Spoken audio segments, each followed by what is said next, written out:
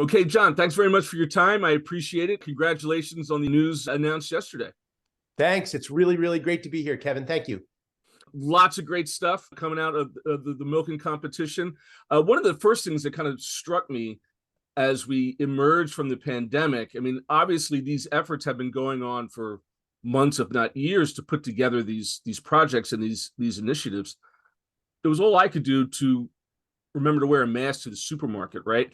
And at the same time, these folks are putting together some really just incredible projects. Talk a little bit about what it means to be an entrepreneur in the time of a global pandemic. Yeah, so very interesting. In March of 2020, our continuum of programming at Catalyst at Penn GSE was primarily live events. So boot camps, meetups, we were, meeting live. And then poof, all of a sudden, we had to move all of our operations to online modalities. I'll never forget that our executive director, Dr. Michael Golden, sat us down as we were like, whoa, here we go, and said, hey, let's not let a crisis go to waste. What can we do to transform ourselves as an innovation center here at Penn GSE during this time of the unthinkable? And we all kind of came together, and as you probably know, Kevin, about a billion, maybe even 2 billion learners went online during that time, opening up enormous opportunities for disruption and innovation. And we're starting to see the byproducts of that now through our Milken-Penn business plan competition. A lot of online learning modalities, a lot of artificial intelligence, a lot of transformative workforce development applications. Even mental health and social emotional learning. Coming out of the pandemic, we know that students really struggled. So there are a lot of innovators and entrepreneurs who are looking at these seminal opportunities in education, which are ripe for disruption, innovation, transformation, which we're super excited about supporting. So when I look at these projects, and folks can read about them on the blog post here, are they starting out with a technology base, or are they starting out with a problem in search of a solution? Talk a little bit about the kind of the generative process when it comes to putting these ideas together. Yeah, that's a great question. So it's the Milken-Penn GSE business plan competition. And so we don't discriminate in terms of ideation stage or certainly some later stage companies. In fact, some of the winners from the past were ideation stage companies coming up with real transformative ideas on how to advance innovation, impact, and equity in worldwide education. But primarily this year, the companies that were selected as finalists are in prototype, MVP, or even commercialization stages. They actually have a product, a service, customers. They've got learning outcomes as part of their back-end data analytics. So we're really proud of the 7 finalists that were selected this year. They tend to be post-ideation, but pre-Series A stage companies. So they're in that kind of seed plus stage of having a product, having some revenue, having some validation that they're going through, and really coming to us now for support through our Milken competition, where we're not just looking at this as get up on stage and pitch your ideas and win some money. We're really coming at this year, our 14th year, with a message of more support, more money, more exposure, where we're kind of taking a holistic view of finding creative ways to support these entrepreneurs and these founders through this competition. So 14 years, that predates the iPhone, that predates Twitter and Facebook. How has the competition evolved as the technology has advanced through the years? Yeah, that's a great question. So in the 14 years, we've supported about 1,500 ed tech entrepreneurs and ventures. We've given away over $1.8 million in prizes, cash and prizes.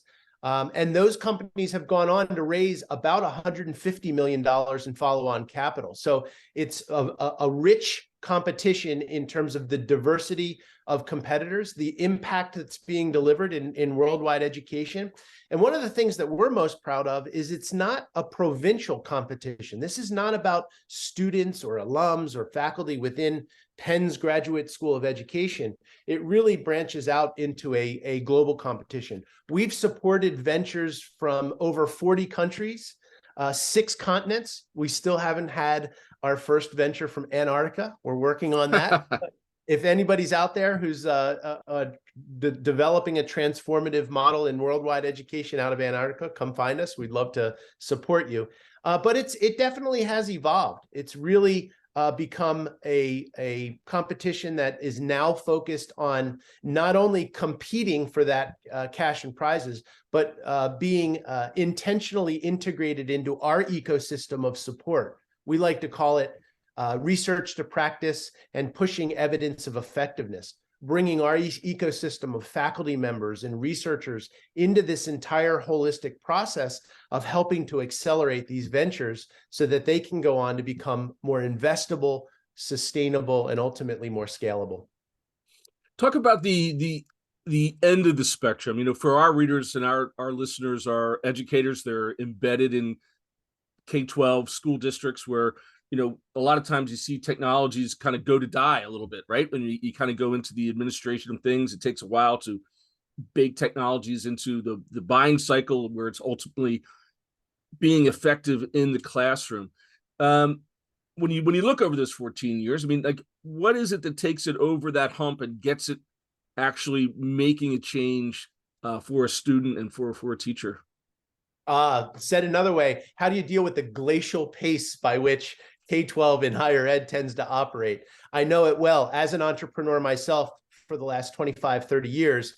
It really is tough to identify a need, identify a pain point, go through the customer discovery process and determine how can you sell this in, given the sales cycles, the buying personas of who's going to potentially buy that product. And we're really intentional with working with our founders and entrepreneurs through this this program, through this competition, to kind of thread that needle and really help them accordingly. In my opinion, it comes down to 2 real critical insights. One is the product rooted in best practices in research? You know, when you think about theory of action and theory of change, what is the underlying research that's supporting that value proposition? And can you convey that to the person who is ultimately in K-12 or higher ed going to purchase it? If it's an SEL product, if it's a competency-based math product, if it's a mental health product, can you go in there and say, we're leveraging the latest research